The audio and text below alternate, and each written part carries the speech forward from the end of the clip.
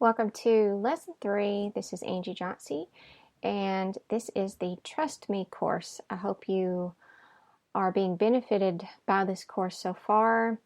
I hope you were able to allow Lesson 1 to kind of sink in. I hope that Lesson 2 was able to help you relax around making mistakes and clear up any past pain from those harsh words or negative consequences. In Lesson 3 today, we're going to be talking about perfection is a myth. But I wanted to start today by telling you a personal example of something that happened to me last night. And I love how the universe or God or source, whatever you want to call it, I love how it works because it always kind of, especially when I'm writing a course or I'm trying to help someone with a specific problem that I need to organize in my own mind, it will send me some experience where I have to go through it personally to be able to see something in a real life situation kind of way. So this is what happened to me last night, and if you want to read it here, I'm going to be speaking about it and doing a little less reading, but I've written it down for you too. But it started with someone in my people room who I am in relationship with and have been working to find that energetic power balance with, became upset. I knew the situation that caused the upset had nothing to do with me, but I had also delivered some news that could have gone either way. So meaning they were already upset. I knew why they were upset. I knew what had happened. We had discussed it. We had talked about it. And when they got up the next morning, they were, they were fine when they went to bed, or it seemed like after we talked, they felt better, but then they woke up and I could tell was in a very low mood about it again. So I delivered some news that could have gone either way, meaning they could have not cared about it at all, or it could have upset them. So shortly after I delivered this news by text, they said they didn't want to talk today. They just didn't feel like talking. So for them to say that, like if you, let me describe them as a person, they're usually very good, like very little rattles them at all. They're usually in a very good space most all of the time. And we talk every day, multiple times a day, depending on what's going on. And for them to say that they didn't want to talk today was big. Like that just maybe has happened twice in all the years that I've known them. Like that just does not happen with this person. So I knew that they were really processing something, really suffering over something, but I also knew that I had just texted this information that they could have taken either way. So I didn't know if that had added to what they were going through or not. So now I knew they were already low previously, but because we didn't really have a chance to discuss what I had just told them, there was an uncertainty. I sent several texts and also stated I would give them some space, but was there for them if they wanted to discuss anything. And there was no response to those texts sent by me. Now, normally in the past, because I'm in the activator, I'm on the low confidence side of the fence, normally them saying this would have terrified me. And instead of giving this person space, I would have tried to get them to comfort my fear by saying, no, I'm not mad at you. Everything's okay. And now that I've grown my little plan a little bit and I'm meeting my own needs and I'm taking care of myself and helping myself feel safe, I knew that wasn't the time and place. They need to take care of themselves. This isn't about them making me feel better about my insecurities. I needed to respect the fact, even though, it still scared my little inner child a little bit, not as much as it would have, but it still scared it a little bit. This was not the time for me to be needing something from them, but for me to be able to give something to them. And I needed to give them space to not worry about me. Old me would have gone into my manipulative mind habits and would have made it about me and made them give me their energy and make me feel better. And I'm much better than I used to be. I did not do that. I can see those old tendencies. I can see those old habits, and I refrained from going into that to try to get my needs met, and was able to stay conscious and be able to say, this is something they're going through, and I need to give them the space to be able to process whatever it is without my interference, or so I need to respect their wishes. If that's what they want, what they truly need, I need to give that to them. So I did, and was quite proud of myself to be able to do that. It showed me that I had grown in this area. So anytime you notice that for yourself, you need to really, give yourself a little pat on the back to say, I did do it. Normally I would have done some old behavior. I didn't do that. Yep, I'm still a little bit afraid, but I know how to comfort myself now, and I'm going to do that. So this would have normally been overwhelming and devastating. The amount of fear my inner child would have felt from their reaction would have been crippling. I was handling it fairly well, but could hear my caretaker start analyzing the situation. It then went into my past room or basement and started pulling out ways I had been mean to them in the past, and started to shame me with those memories. Ashley didn't catch it at first. It's quite sneaky. Then I started feeling fear and panic in my inner child and was like, wait a minute. I'm holding the scissors. I'm doing the very thing that I talked to everyone in lesson 2 about doing. I'm doing that now. In my mind, I visualized throwing the scissors down and ran to my inner child and apologized. So what I mean by scissors was that shame. Maybe we call them shame scissors. I was holding the shame scissors. Or the harsh, beat myself up scissors, whatever. I was using shame in this instance. And so I threw those scissors down. And I ran to my inner child and I apologized.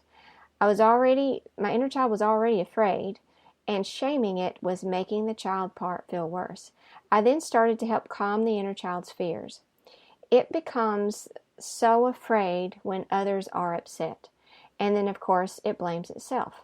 The uncertainty in the situation was fuel to the fire. So not knowing just left room for my mind, which loves to just fill in the blanks, to fill in the blanks with, this is something that you have done. So I embraced this child and said, you are safe. I will protect you. No matter what the other mind's reaction, treatment, or if this other mind tries to blame you for its pain, which has happened many times in the past, that I would be there to keep it safe. This change in treatment from the caretaker was like sunshine pouring in and around my little confidence plant, and my inner child relaxed. So just a little background on this relationship that I'm in with this person that brought up this experience. We've been working for a very long time to find the balance. And when we first started, I was on the doormat side, he was on the cocky side. And so he's overly confident, very strong, the strongest mind I have ever seen in my entire life. So strong, like a brick wall, like super strong mind. And my mind, with its tendencies of second guessing and filling in the blanks with stories and assumptions and jumping to conclusions, I was no match whatsoever. So we teeter-tottered there for a while, and I suffered greatly. Like I suffered so much with myself, constantly tore my confidence plant down. But over time, started to grow in strength and started to scoot my way in towards the center of that seesaw or teeter-totter, whichever one you call it, from whichever area of the world you are. I scooted myself more and more toward the center, and he started to see that I wasn't having the reactions I normally have. I was getting stronger, and at that point could have jumped off and said, I'm out of here, I'm just going to go, overpower somebody else. But he didn't. He said, okay, well, I'm going to move in towards this. I'm going to do a little give and take also, and I'm going to start to move in towards the center. So he noticed change in me. I wasn't trying to change him. I was working on me hard because I knew if I had to survive this, if I was going to survive this, I had to work on me. So I scooted into the center, and then he started to move in more to the center. Now we're not at the balance yet, but we're working on it. And so every relationship, you have to find this balance between you two. And it's always going on, whether you can see it or not see it. It's always in the works. And it's perfect because it helps everybody let go of what they need to let go of and learn more about themselves and become a more balanced, healthy individual, especially in the confidence department. So, I embraced this child and said, "You are safe. I will protect you, no matter what the other mind's reactions, treatment of this mind, even if they try to blame me for the pain." So in the past, because this person was on the cocky and couldn't self-reflect very well, anytime which wasn't often, but anytime they were upset by something, instead of self-reflecting, it was someone else, and usually it was me. And it was amazing to me how their mind could go back to something, maybe find something that I did in the past, and tie that all together in a way that, because of what I did then, this is the side effect, or this is how it all worked out. And it would have nothing to do with what they're going through. Like, I could have not even been around. Like, I didn't say anything. I didn't do anything. I wasn't even in the situation, but it didn't matter. If a person wants to use you as the target or the scapegoat, their mind is super creative and it will find a way to do that. So his mind would find a way to do that. And it would cut my confidence plant down because I would believe it, or I would fight it, but I was no match for what they were saying. So it created a lot of confusion in my mind, and I would second guess and be like, well, maybe I did cause it. Maybe what I did, maybe I did ruin their life. I don't know. Maybe it is possible. Maybe my actions in the past did cause, trickle down and cause this. So because I wasn't firm in myself and I couldn't see what was happening, I couldn't see that, no, this actually isn't me. He just can't self-reflect. So his mind needs to put the blame on someone. And yeah, so it was always me. I needed to be fixed. I needed to be changed. That was always the answer. Always. Well, if you'll just go work on yourself, we'll be fine. That was always the answer. It's not today. I don't hear those words come out very often, if ever, anymore. And I'm so grateful. But we're both coming to that balance point and having a healthier relationship. But, it takes work, especially if you start out on opposite ends of the spectrum that way.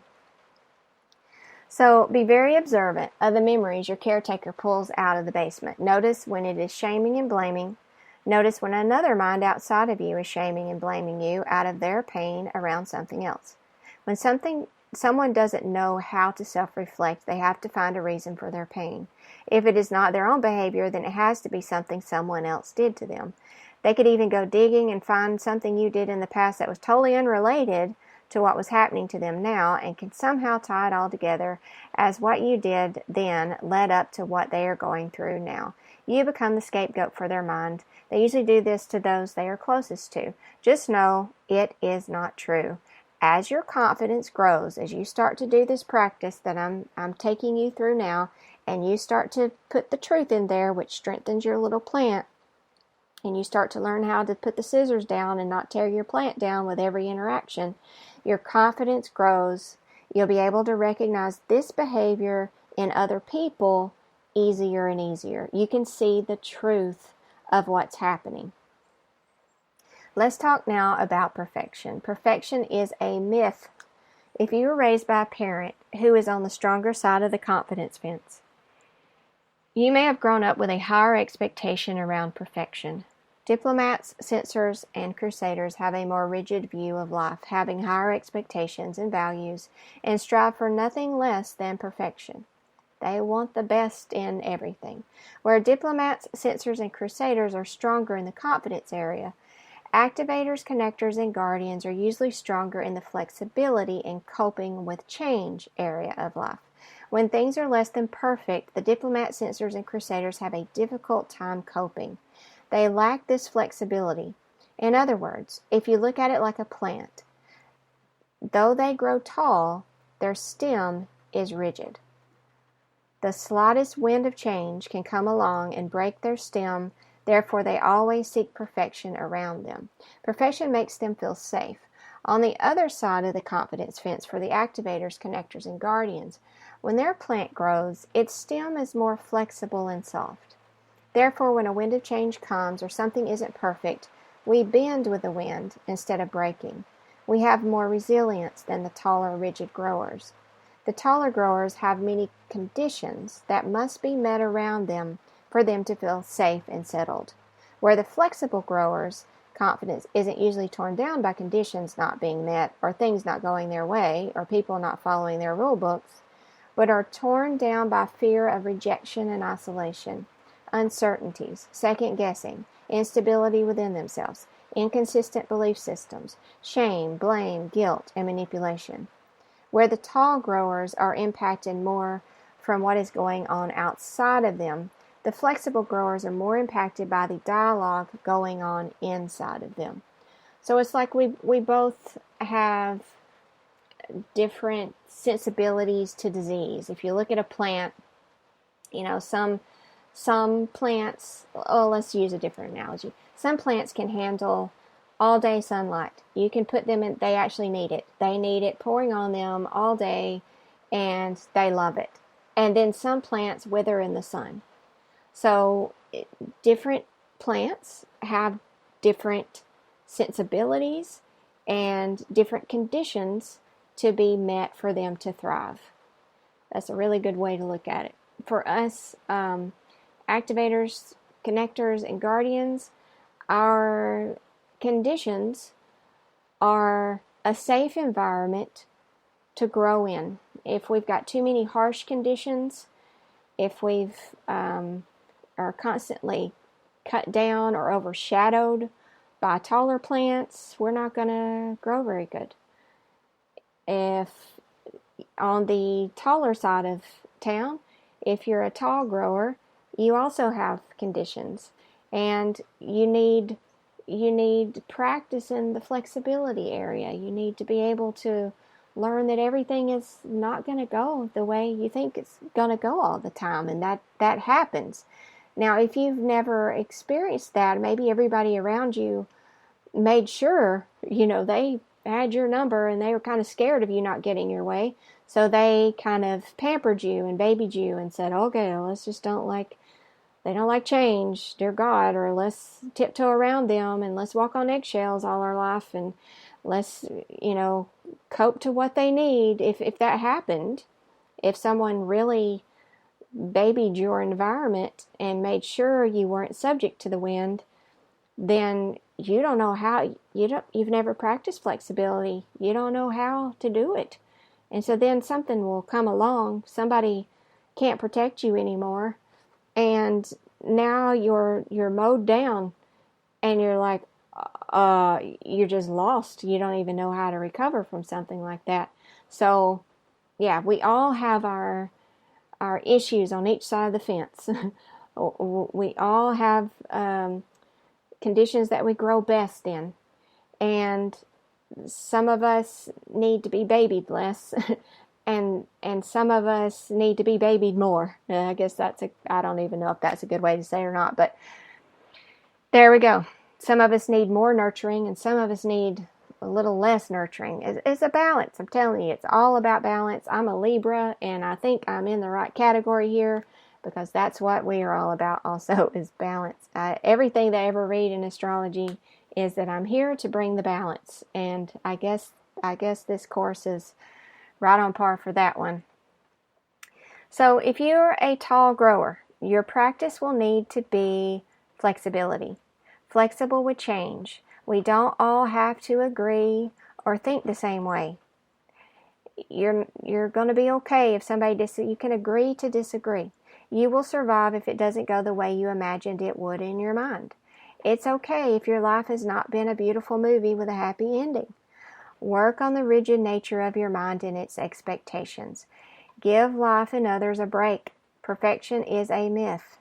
If you're a flexible grower, your practice will be strength training. You probably didn't get hung up on perfection, but may have been involved with a parent or relationship that did.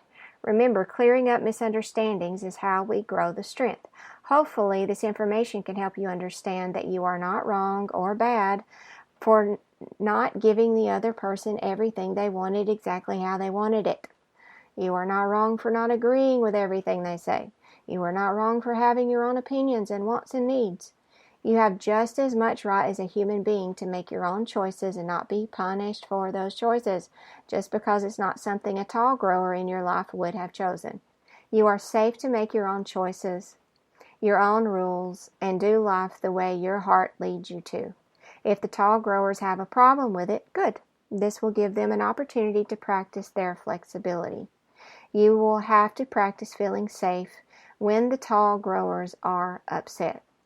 2 points I want to make here is, if you've been following along with the health type and you're like, well, it seems opposite. Like, I'm in a relationship. Maybe you got a diplomat and a connector in a relationship with each other, and it's reversed. Maybe the diplomat's on the doormat side, and the activator or connector is on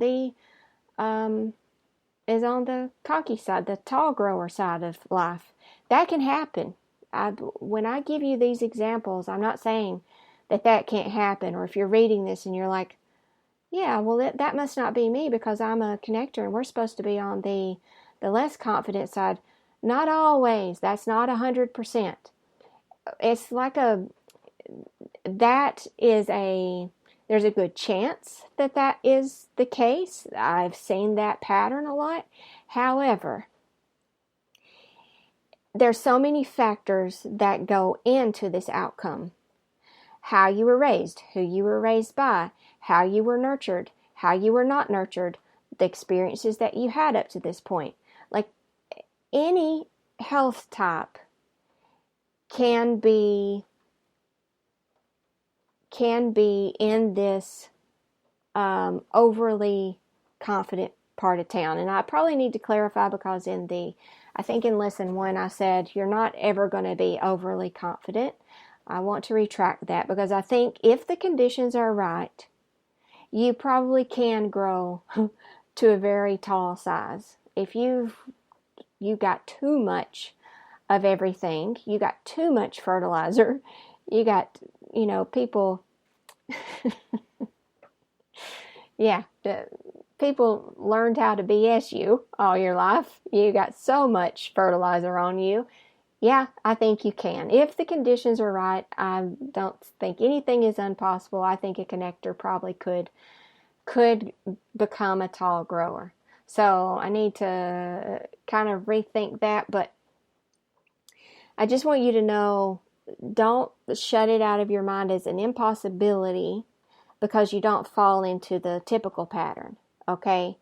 You have to look at your situation, who's around you, what happened, to say which side. And you know what? Even in different relationships, you could play different sides of the fence in different relationships. You could normally be the tall grower in the relationship. You could be the overly confident side of the seesaw. And you come up against someone who is even tougher than you, and you suddenly become on the other side of the fence. So, or the other side of the seesaw. So you see how it depends on who you're interacting with. And the same for you activators, connectors, and guardians out there. You could normally be on the doormat side of the seesaw, and you come up, you meet somebody who's even, wow, they're even more beat down than you. You actually, you're, even though you have a little bitty plant, it's bigger than theirs. They don't even have one. They've just got a seed that hadn't even been watered ever. And then now you're on the other side, but you see how these relationships can help. If everybody can do the give and take thing, do the compromise thing, do the, oh, well, this is too much. If you can master that seesaw with the other person, everybody benefits. Everybody heals from their past. Everybody, or it could go the opposite way, where people, the heavy side is fed by the weaker side of the other, and one of you will end up getting off of it at some point. It'll become, you'll ride it for only so long, and either the cocky side will just get bored, you're no longer any fun, it's just old to them, so they need a new challenge, or you'll suffer so much that you'll have to get better. You have to find a way to grow yourself, and it may be too hard for you to jump off, as we talked about in lesson 2.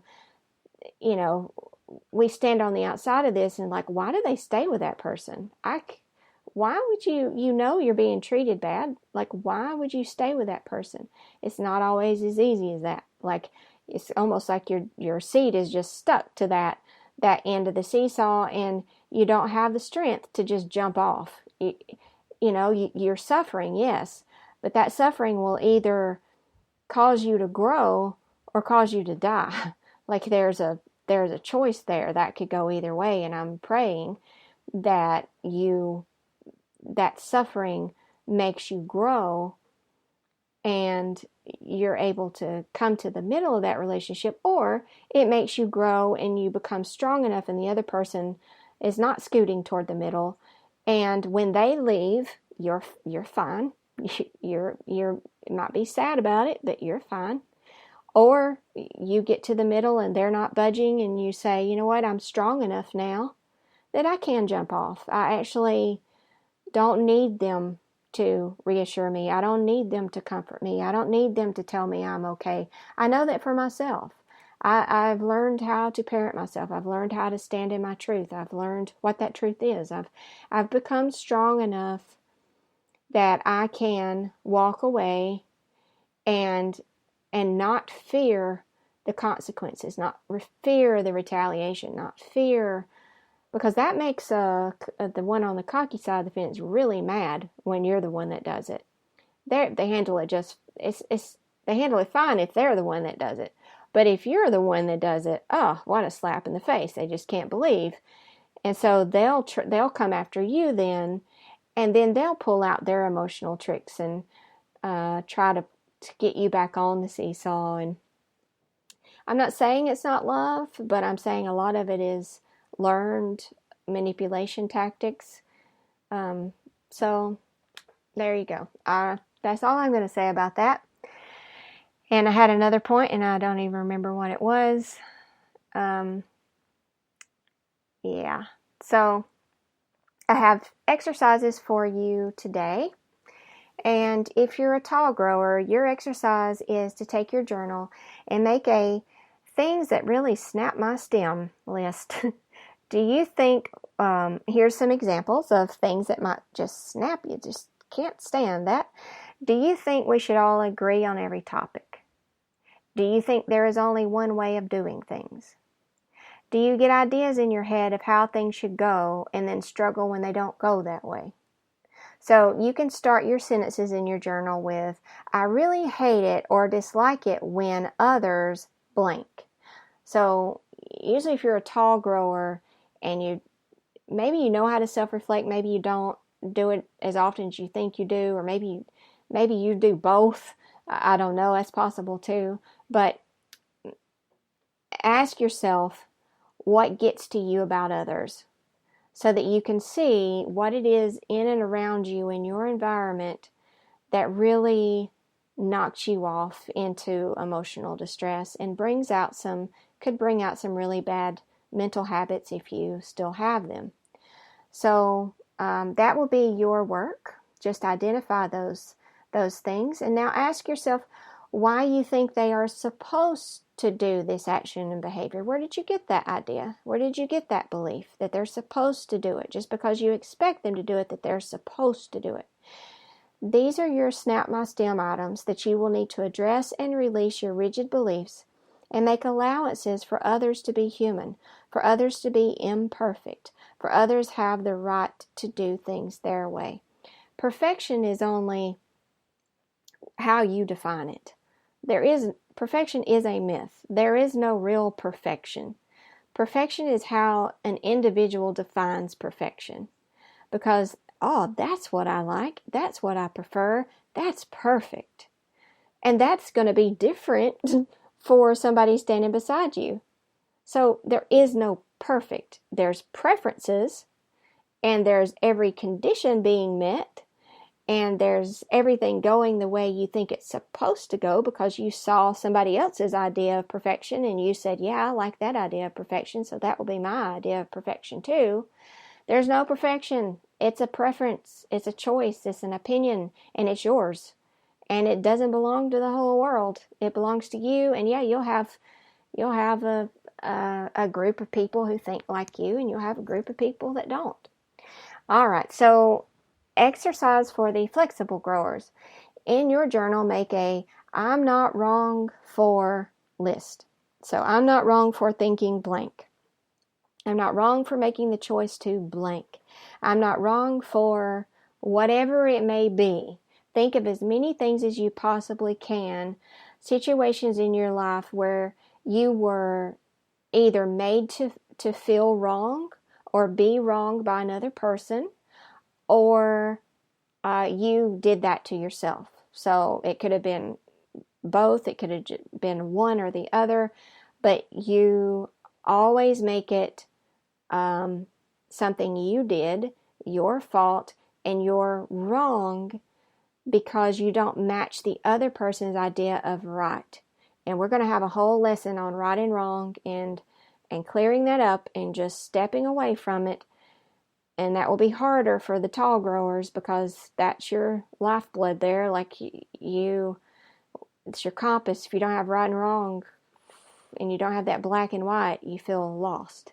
So anyway, I want you flexible growers, you possibly activators, connectors, or guardians. You could also be a diplomat, sensor, or crusader. But I want you to ask yourself what you've made yourself wrong about, okay? Just write those down. That's really all that I want you to do. I just want you to have an awareness of everything that you've either felt judged about or you've judged yourself about, okay? And I want you to start to come to peace about that. I want you to be able to see that there's really no truth in that. There is no right or wrong. There is no perfection. It's just individual preference, individual beliefs, and that's really all that it is. So I want you to start to begin to let yourself off the hook for some things. Let yourself off the hook for thinking there's a right way and a wrong way, and you always do it the wrong way. I can't ever do anything right. I'm always wrong. That's the doormat mentality. Not true. It's not true. You did it your way. I did it my way. You know, there's a song about that. You did it your way, and that's okay. And the sooner you can come to peace with your way, even if it ended up in a mess, it's your mess, you know? Even if in the eyes of everybody else and even in your own eyes, you're like, oh, that was a bad choice. That was a mistake. It's yours. It's yours. It's nobody else's business. And you can either beat yourself up about it or you can embrace it, have a little laugh about it and say, you know what? I'm definitely not choosing that again. I'm gonna learn from that. And I'm telling you, it's what we're here to do. We're not here to be perfect. We're not here to be right or wrong. We're here to learn what works for us. And we're here to learn how to not try to fit in the mold of what works for everybody else.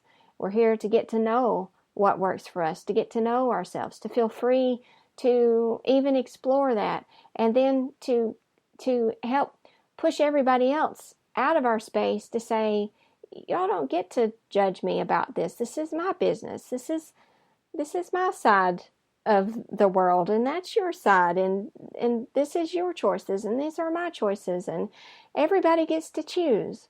So that is it for today, and do your exercise, and I will see you here for lesson number 4.